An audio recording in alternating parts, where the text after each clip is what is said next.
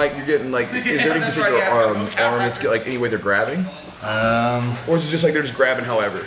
Basically just how to break I just muscle it. So you're saying that like you get here and then you can't break? Pretty much. I mean, I usually go for like the twist. Yeah, so I mean, to me, I'll show you a couple different options.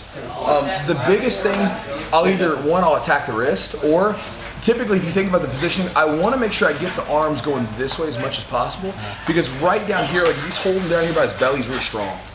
But if he gets up like this, his grip is just so much weaker when he goes there.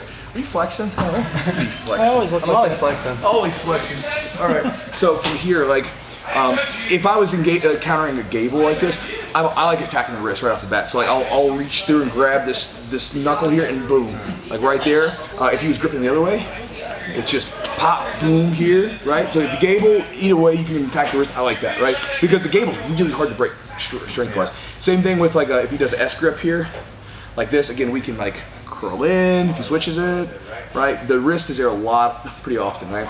Now let's say for whatever reason, maybe the guy's got really strong wrists, he can't break it, or like that, if he had maybe his bicep, he can't go.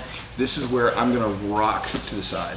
And again, I'm gonna put a lot of pressure on his face here, unfortunately for him. I'm gonna go here, and I like to get down. I wanna get kind of, not grabbing his biceps so much, but like take my arm and get it interwoven with like his forearm. Because what that's going to do is that's going to put more of a strain here, opposed to like, I'm doing this, and even if I do this, it doesn't do much, but the minute I come up like this, and then rock, see what it does? And the way that you can maybe set this up is you take this elbow, and you can stuff it into your armpit, here. And then now we have this twist. So and even if he does like a gable grip here, same thing. I take the elbow, and I stuff it into the pocket, basically. And then now I can, right there. So again, however you do it, put it in there, and then right here, rock to the shoulder, extend, and then straighten out. Try it. For here and here, again, go under with this hand and cup the bottom of it here, and then start to grab. You can attack the wrist there, right? Maybe switches it. You can go over top here, double up the wrist here. Yep. Again, any of those S grips here, you can go under the wrist here, pull it up, boom, switch it. The wrist is always there, right? Okay. Most of the time.